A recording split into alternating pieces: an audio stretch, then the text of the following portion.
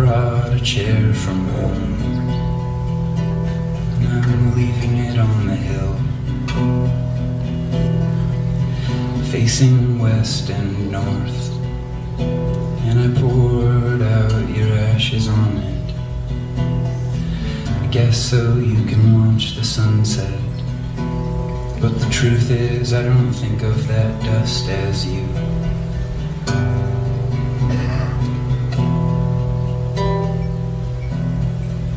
You are the sunset.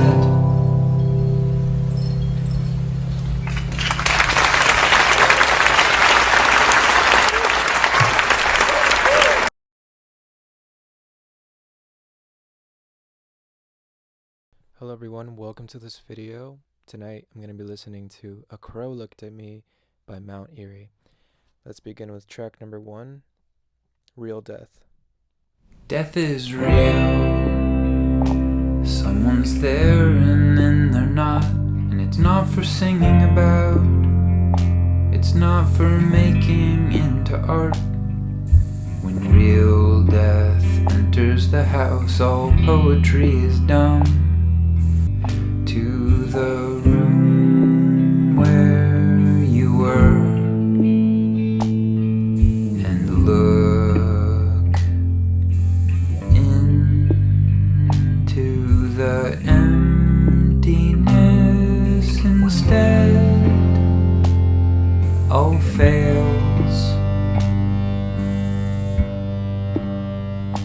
My brain fails. Words fail.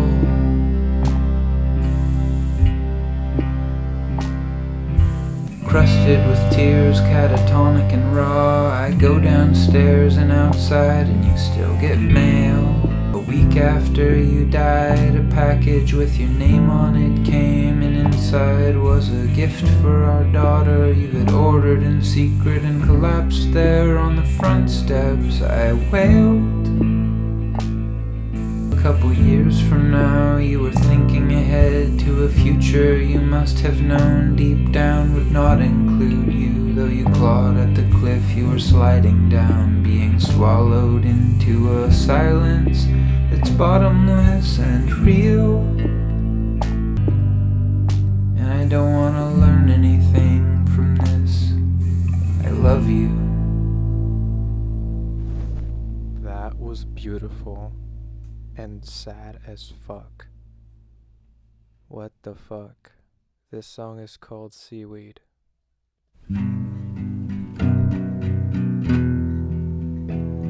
Our daughter is 1.5. You have been dead 11 days.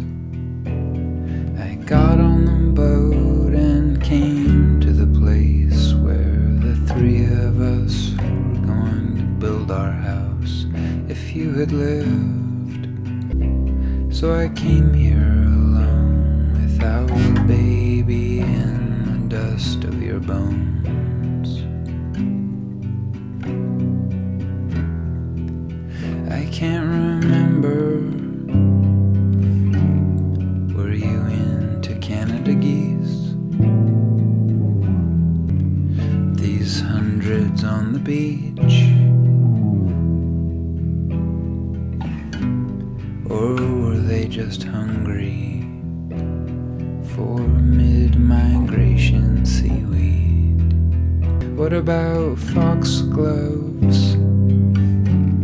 Is that a flower you liked? I can't remember. You did most of my remembering for me.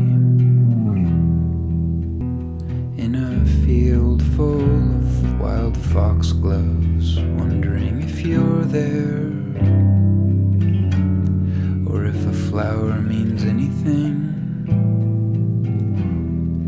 and what could anything mean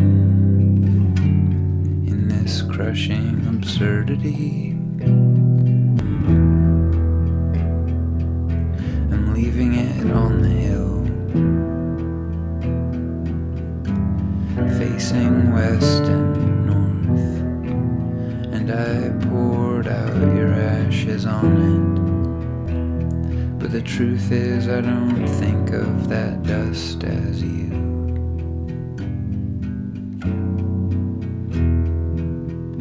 You are the sunset. That is so fucking beautiful. Oh my god, that is beautiful. What the fuck? I was not expecting that last line. Oh wow, this one's called Ravens. Wow.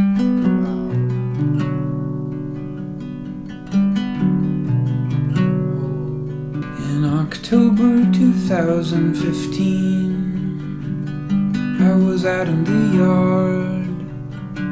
I just finished splitting up the scrap 2x4s into kindling.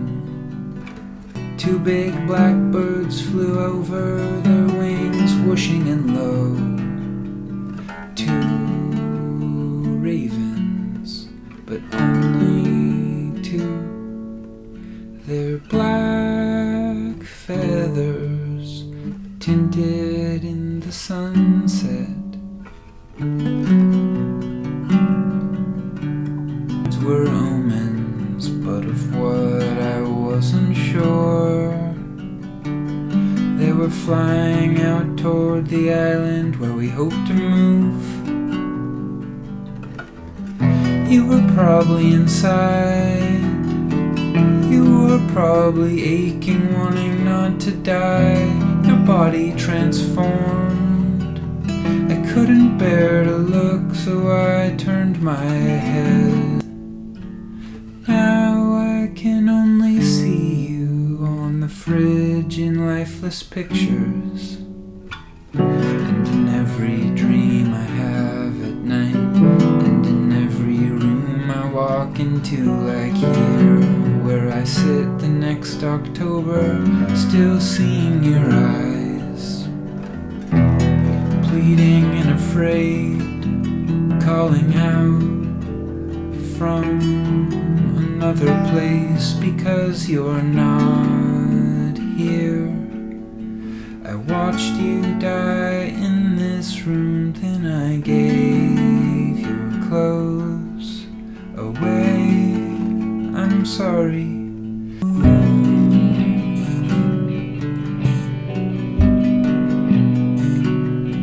I will move with our daughter. We will ride over water with your ghost underneath the boat. What was you is now burnt bones. I'm running, grief flailing.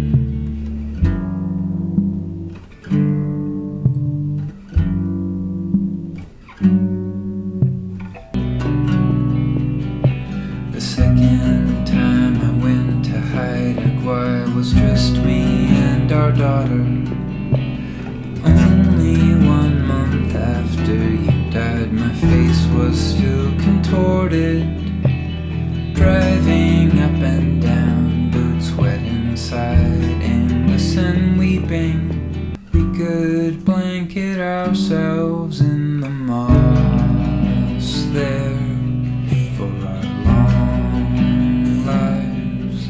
But when we came home, you were pregnant, and then our life together was not long. You had cancer and you were killed. Thinking about the things I'll tell you when you get back from wherever it is that you've gone. But then I remember death is real. It's August 12th, 2016. You've been dead for 1 month and 3 days, and we are sleeping in the forest. There is sand still in the blankets from the beach where we released you from the jar. The ground opens up, surrounded by growth, nurse logs with layers of moss and life. among the cedars, the sound of water, thick so loud, and God, like huckleberries, the ground absorbs and remakes whatever falls. Here is where I came to grieve, to dive into it with you, with your absence, but I keep picking you berries.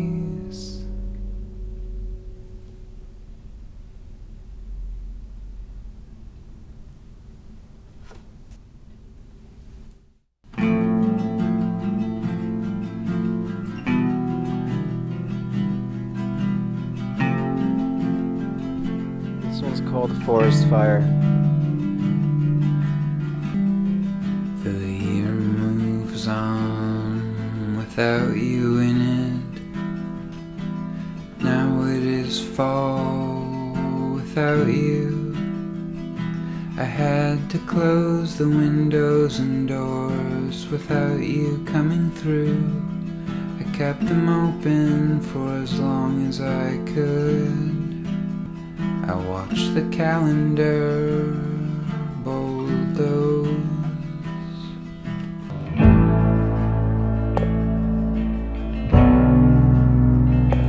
This whole past summer was a lingering heat wave, and I remember late August, our open bedroom window, going through your things with the fan blowing. Forest fire that was growing, billowing just on the edge of town where we used to swim. They say a natural cleansing devastation, burning the understory, erasing trails. There is no end, but when I'm kneeling in the heat, throwing out your underwear, the devastation is not natural or good. In the hazy light of forest fire smoke, I looked across at the refineries and thought that the world was actually constantly ending, and the smell and roar of the asphalt truck that was idling just at the window, tearing up our street. I remember thinking the last time it rained here, you were alive still, and that this same long heat that I was in contained you. And in this same heat, I opened the window next to you on your last morning, so you could breathe, and then so you could ghost away. The grind of time I'm not keeping up with. The leaf on the ground pokes at my slumbering. Grief walking around, severed lumbering. Sovereignty reasserts itself. I don't want it though. And betrayal whines. Who and how could I live?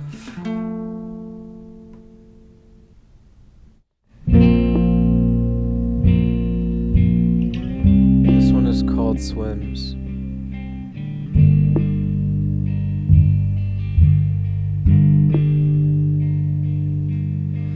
I can't get the image out of my head of when I held you right there and watched you die.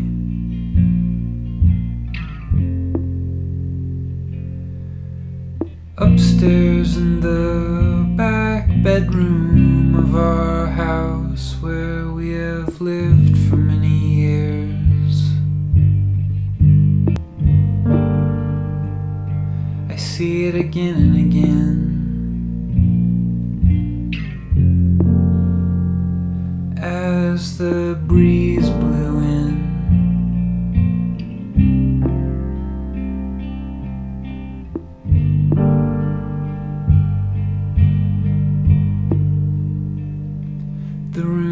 still don't go in at night.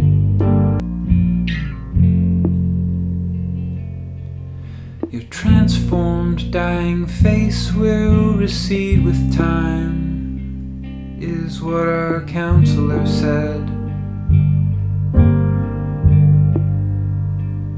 Who we walked to every Monday holding hands, until we had to drive.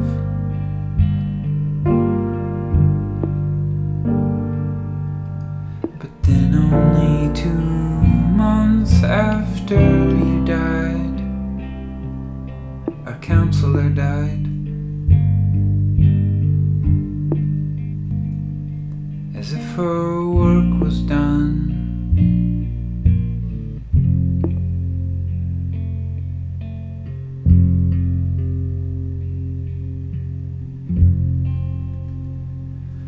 We are all always so close to not existing at all. Confusion of our survived bodies, grasping at the echoes.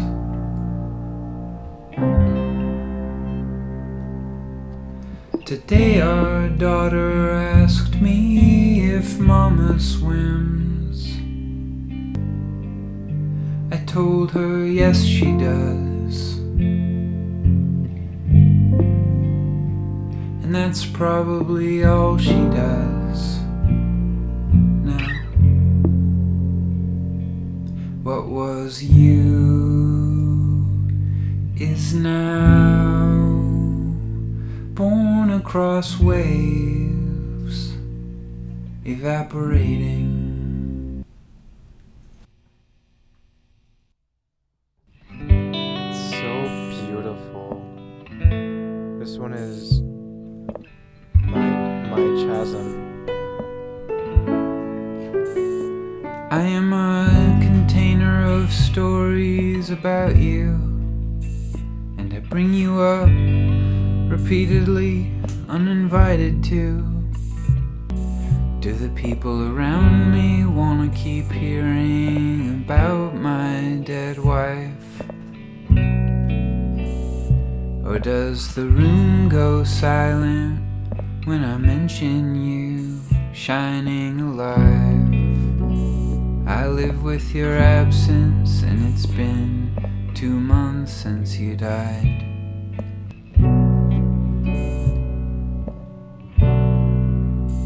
But when I'm in public, I don't know what's that look in their eyes.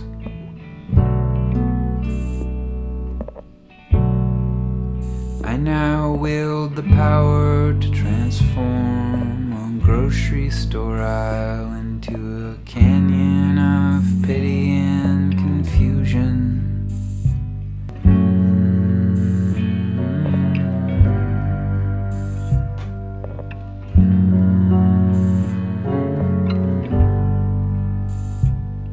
The loss in my life is a chasm I take into town, and I don't wanna close it.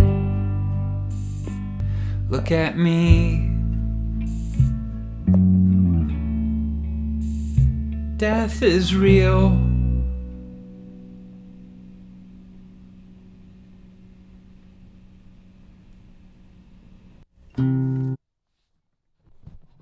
Okay, that is just sad. And I also said the word wrong. My bad. This one is called When I Take Out the Garbage at Night.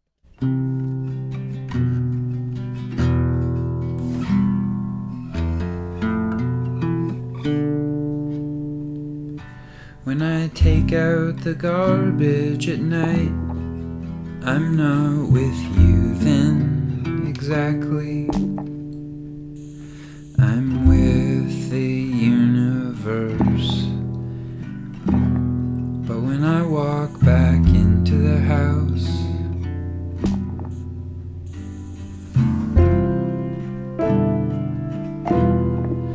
looking up at the window from the back next step. The dark window of the room that you died in. Cold because I won't close the window, just in case something still needs to leave. I stand in the yard and look up, and the dark rectangle glares your face. All of our moments condensed into a thunderclap. When I take out the garbage at night and then have to go back in and live on.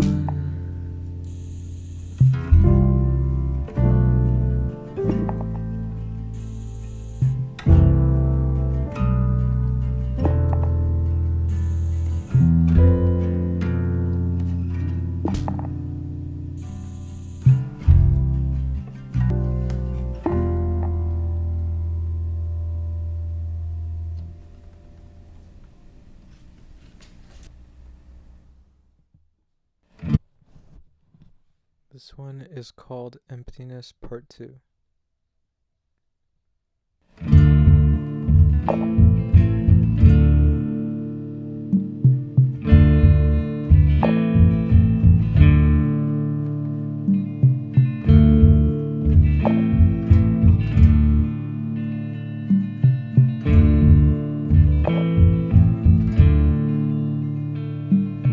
The feeling of being in the mountains is a dream of self-negation. To see the world without us, how it churns and blossoms without anyone looking on. It's why I've gone on and on, and why I've climbed up alone. But actual negation, when your person is gone.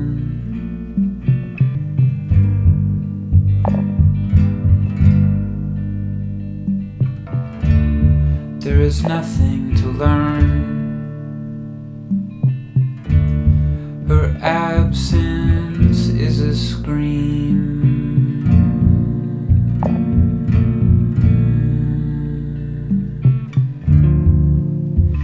Saying nothing. Conceptual emptiness was cool to talk about back before I knew my way around these hospitals. I would like to forget and go back into imagining that snow shining permanently, to me true and comforting.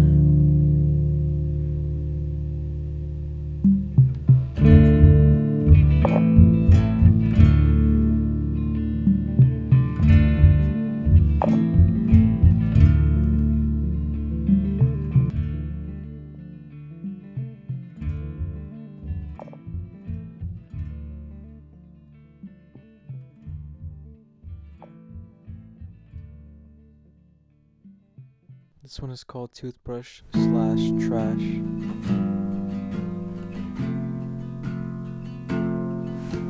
Today I just felt it for the first time.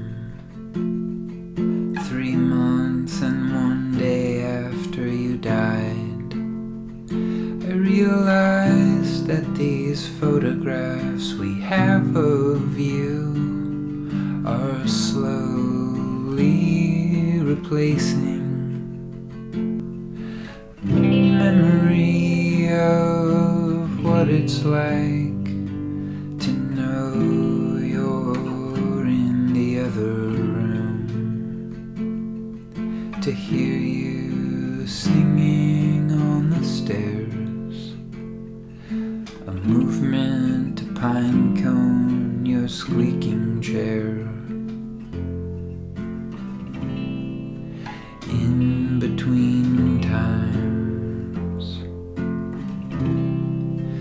the actual experience of you here. I can feel these memories escaping my mind, erasing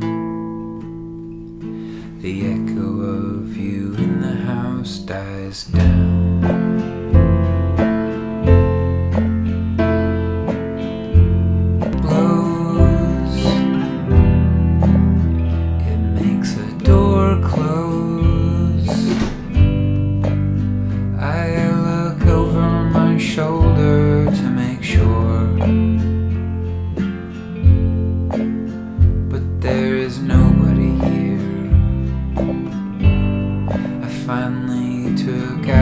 Upstairs bathroom garbage that was sitting there, wanting just to stay with us,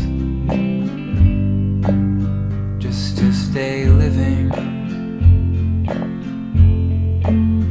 I threw it away. Your dried out, bloody end of life tissues and the fly around the room. Could that possibly be you too? I let it go out the window.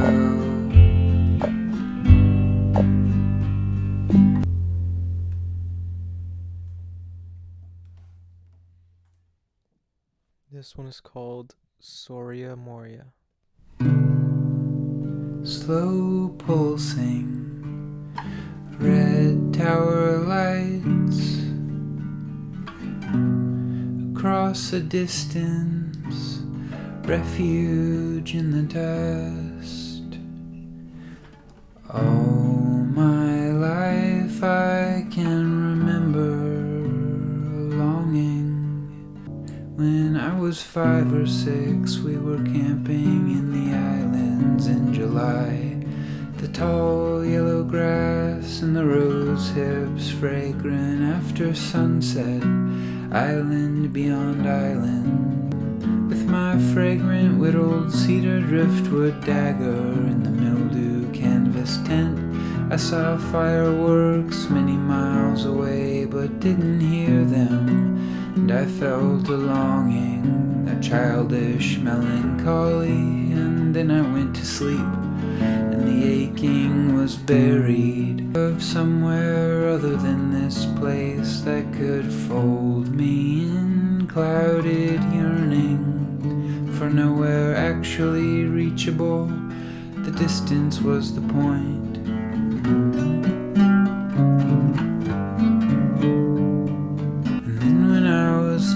I followed this ache to an Arctic Norwegian cabin where I said fuck the world in a finally satisfying way. I stayed through the winter and emerged as an adult holding a letter from you, an invitation. So I flew back and drove back, and when we met in person it was instant for 13 years. And the whole time still slow pulsing red tower lights across a distance, refuge in the dust. In January you were alive still, but chemo had ravaged and transformed your porcelain into some other thing, something jaundiced and fucked. They put you in the hospital in Everett, so I gave the baby away and drove up and down I-5 every night like a satellite, bringing you food that you wanted. I went back to feel alone there, all past selves and future possibilities on hold, while I tore through the dark on the freeway. The old yearning burning in me, way above the horizon, beyond innumerable islands. The towers on top of the mountain lit up slowly, silently beaconing, as if to say, just keep going. The wind could erase this for you, and the branches could white noise you back awake.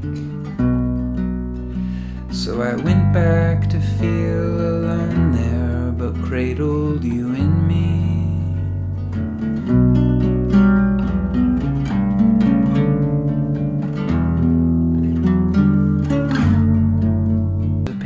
Called Sororia. A kid looks across a deep canyon of fog at a lit up inhuman castle or something.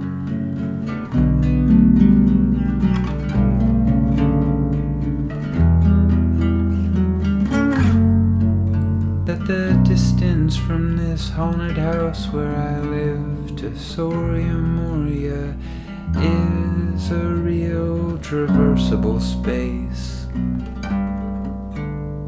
I'm an arrow now, mid-air,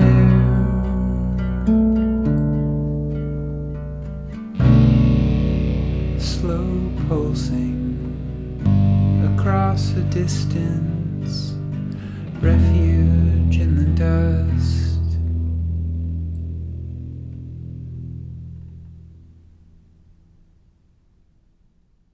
This is also beautiful. I have reached the last track of the album. This one is called Crow.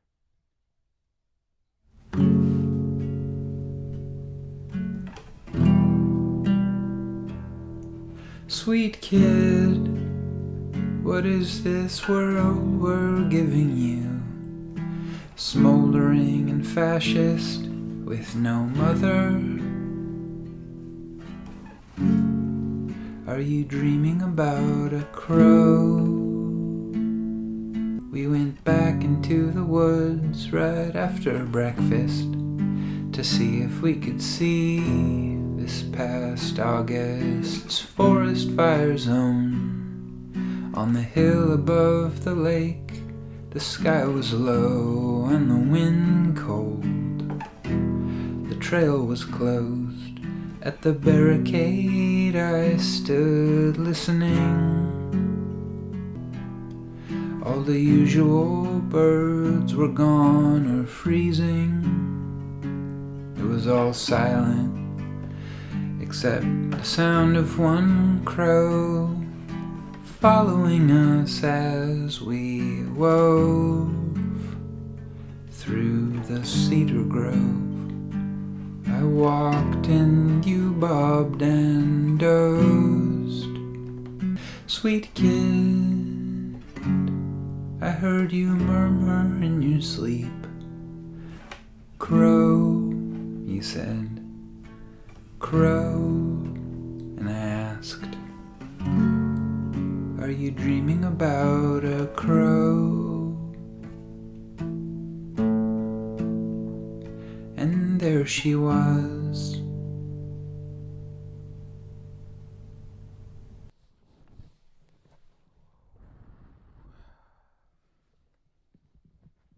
I don't know what to say about this album if I'm being completely honest. It's beautiful. I don't know how to explain it. Like, I really don't know how to explain it. But I will say that I really fucking loved it. This is like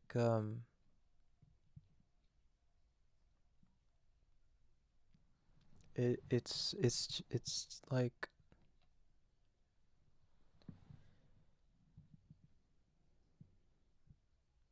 I don't know, I had images in my head the entire album, but I don't know what to say about it. It's just beautiful. It's heartbreakingly beautiful.